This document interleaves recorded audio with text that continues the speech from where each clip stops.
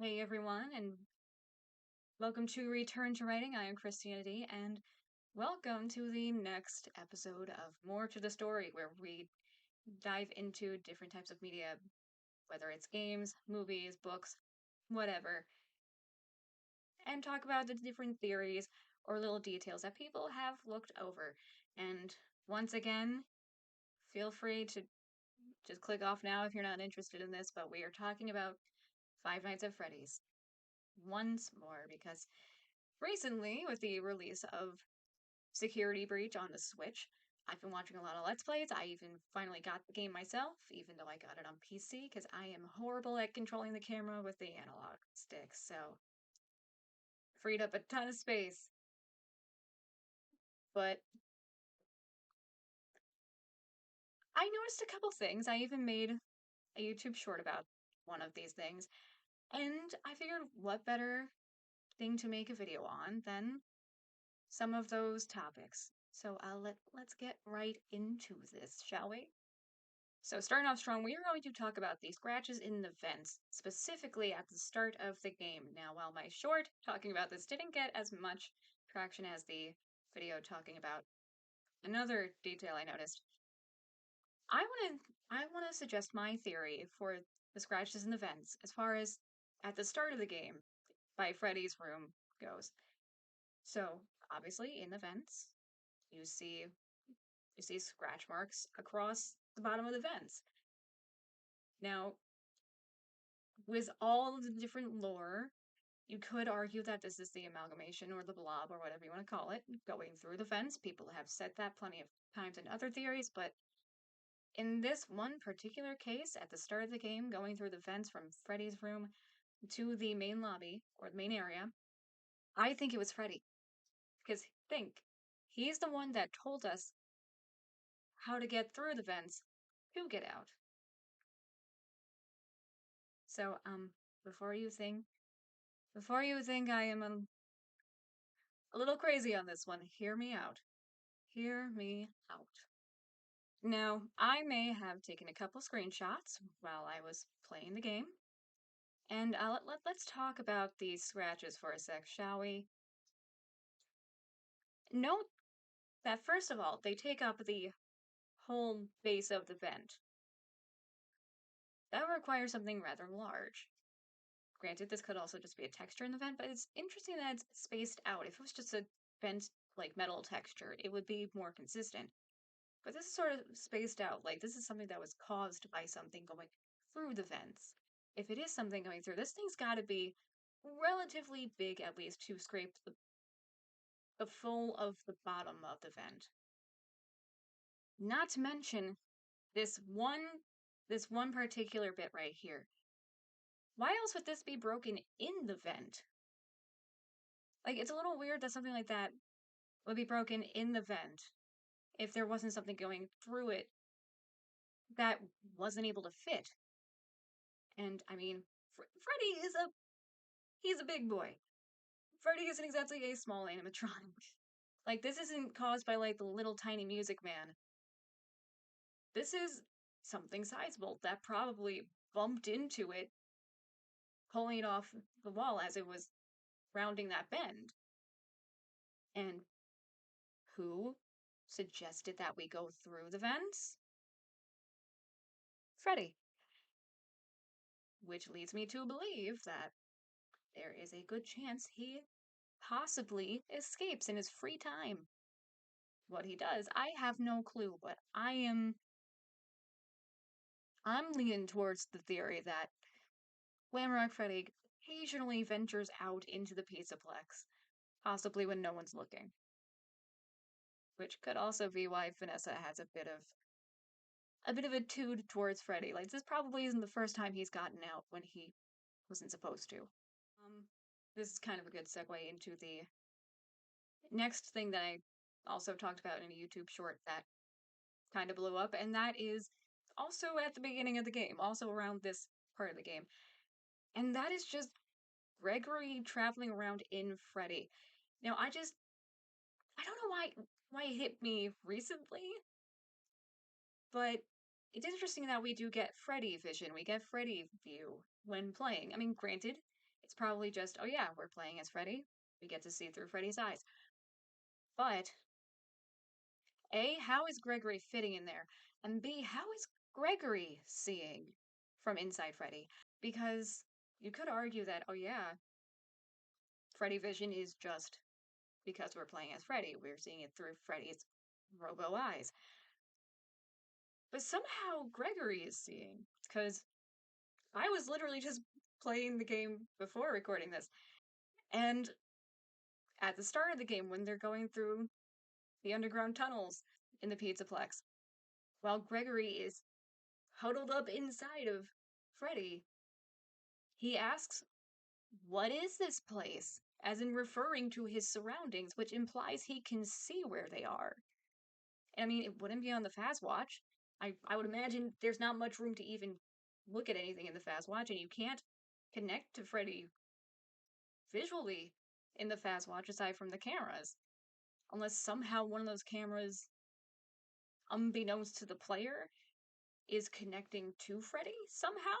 I don't know. But that's not the first time he even references being able to see somehow within Freddy, because then there's when we're in the charging station and we see Vanny for the first time. Gregory's the one that mentions Vanny. He asks Freddy, "Did you see that?" And that's when we get the line about, or what was that? And that's when we get the line about the fountain, because Freddy can see the fountain, but Gregory could see Vanny. Somehow. Granted, it is still weird that Freddy didn't see Vanny. Gregory did, but I think it's more weird that Gregory is huddled up inside of Glamrock Freddy and somehow able to see Vanny. When A, the only window on the recharge station is around Freddy's face. But B, again, he is literally huddled inside of Freddy. And hang on. Just take a second to really look at our boy here. Look at his torso. There is no room, unless he is seeing through the bow tie somehow, for Gregory to be even able to see anything. And again, in the charging station, the window is around the head area for Freddy. There is no way possible for Gregory to be able to see anything. Not to mention, look at just look at that. Look at that just whole setup. A, how is anything fitting in there, including oversized birthday cakes and piñatas, as Freddy says? But B, again, doesn't look like there's a screen in there. Doesn't really look like there's anywhere for anything to go. So where is he going? Where is Gregory fitting into this? Like, he has to, like, really be huddled in, like, knees up to his chin. It's either that or he's got to be a hell of a contortionist, because I don't see how he's fitting in there. I don't see how he's fitting in there. I don't see how he's seeing. Somehow, Gregory is able to see and comment on his surroundings. Like, I don't know if this was, like, an oversight from the developers and the game designers, or just there was more to the game that was completely nixed. But it just makes no sense to me that while we do have Freddy vision, and it probably is just because we're playing as Freddy in those moments, trying to find a safe place for this child that is somewhere in the stomach hatch. At the same time, while we're not playing as Gregory there, the fact that Gregory can see implies that somehow he is able to see what we're seeing, in a sense, or at least that's what I'm getting from this, especially if you think back to the Vanny moment. Because we're seeing that through Freddy's eyes. We're seeing that through Freddy vision, which means if we're seeing that, and Gregory commented on it, somehow Gregory is able to see through Freddy's eyes. Which is what's really just confusing me here. Because again, he's like crammed in there. Realistically, It's like, unless there is some way he is getting his head up into Freddy's head, there's no way he should be able to see Freddy Vision too. Like, us as the player, it makes sense. We are playing as Freddy.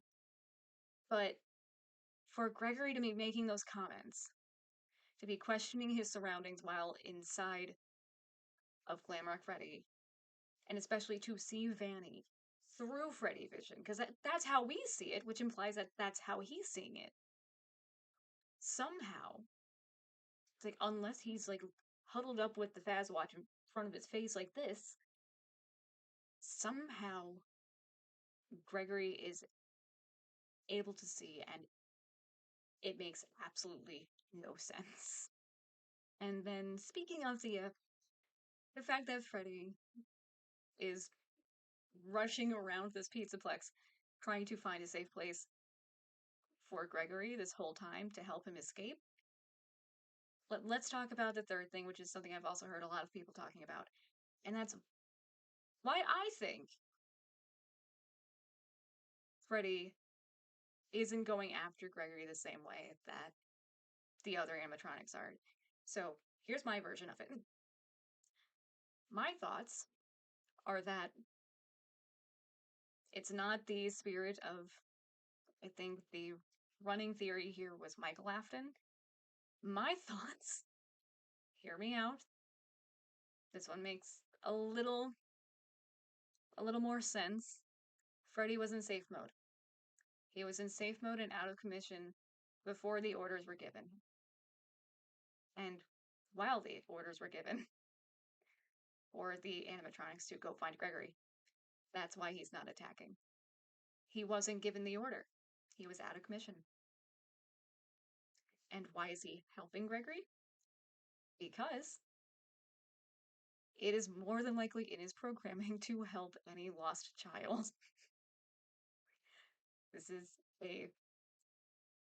mostly a children's entertainment place. He is literally built to entertain and more than likely protect children. So it's probably just in his programming to be like, okay, lost child, I have no clue what to do here, but contact security, which he tried, offer to help him out, which he does, and then he tries to get us to safety. And he even takes in Gregory's fear and concern about Vanessa into consideration. So it really just comes down to, at least I think it really just comes down to the fact that he was in safe mode, and it's in his programming to help, especially to help a child in need. I know, that doesn't sound as crazy as all the other theories, but it makes the most sense to me. Meanwhile, there's just one more thing I want to talk about with Security Breach, and that is the opening, like, museum area. Like, you know, the little area where it has all, like, the different displays of the stuff from the different games, whether it be the cutouts from the VR Halloween game, the stuff from the original FNAF game, like the stage, and bits of different animatronics, like you see the torso and bottom jaw of Foxy at one point, but there's something they have on display that really just makes you feel like it's definitely not just an homage or just like a fun little Easter egg area. And that would be the toy robot and toy phone. These guys are on display. These were from FNAF 4, which initially, before the rest of the games and Security Breach and the books came around, back when it was initially thought to be Dream Theory, it was thought that this was just part of like a nightmare. And even after that, when it's just like, oh yeah, no, this is just a nightmare cycle for Michael Afton, that still kind of runs on the thought of it being part of a nightmare, part of something that isn't physical. But if that's all like inside the mind of the character, if there's anything that's cemented that this isn't necessarily just an Easter egg area, but more of a canonically within this, especially since in the VR game, if you looked all the way into the back, you saw the silhouette of the Pizzaplex being built. This kind of just cements to me that the previous games were experiences, like real experiences within the FNAF universe. Like, it wasn't just, oh yeah, this was just a nightmare. This was all in the character's head. If that's the case, why the phone and robot? Granted, you could say, oh yeah, no, it is just a fun little homage area, a fun little Easter egg area, but let's be real. This is FNAF. If there's one thing we know at this point, nothing is truly just an Easter egg in these games. Especially since, like I also just said, in VR, at one point in the distance, before Security Breach was released, you could see the Pizzaplex being built. You could see the building these items are in being built. Which then leads me to wonder, what's the real story of FNAF 4 then, if this cements it in some sort of reality? If this takes it out of just being a nightmare situation for Michael Afton, or originally Dream Theory as we suspected? Does this cement this as a memoriam to the character that was going through what happened in FNAF 4? Because if that's the case, then it would go back to Dream Theory in a sense with the original victim. And then this cements it as, oh, this is a memoriam. But the fact that these are here, the other ones make sense, because again, it's like the cutouts, those were in the VR game. Those are in Dreadbear's Fright. Those were in the game where you could visibly see Pizzaplex being built in the background. It makes sense that those would be here. Sort of like a, oh, hey, yeah, no, this is where we're moving on. And we know that the different pizzerias exist within the universe, so obviously the stage from the first game is going to be there. The stage for Pirates Cove is going to be there. Bits and pieces of the animatronics are going to be there, like Foxy's torso and his lower jaw, or the foot and torso of other ones. But these two items specifically being here cements that the events of FNAF 4, to some extent, really happened, or that there is some sort of reality in which that game took place. Whether it be the hallucinations of a child or some other character. Also, it makes me wonder what was supposed to be in the middle, because I'm just realizing there's nothing there. Either way, I'm going to leave this up to you. This is going to be a little section I'm going to call Questions to the Collective, where I ask you guys your thoughts on this stuff. So what do you think the phone and toy robot being in the Pizzaplex is? Do you think it's just an Easter egg, or do you think it cements FNAF 4 in the reality of the game as a part of it, as a part of it all coming together to eventually become the Pizzaplex and Security Breach and what this game is? What are your thoughts on the other details and theories that I mentioned, like my very bland common sense theory of why Freddy is helping us just being a part of his programming and the fact that he was in safe mode? Or just my thoughts on Freddy possibly escaping more often than we thought, and maybe he's the one that caused the scratches and the vents, at least in the beginning of the game. Comment below. Tell me what you guys think. So, I will see you guys in the next video. Tell me what you guys think of this newer format, and I will see you guys in the next video. Whenever that is. Hold on. I may have lied. Because I just remember, speaking of Security Breach, there was something I wanted to talk about with the poster for the DLC Ruin that hopefully we'll see some stuff soon as of recording this. But let's talk about my thoughts on the poster.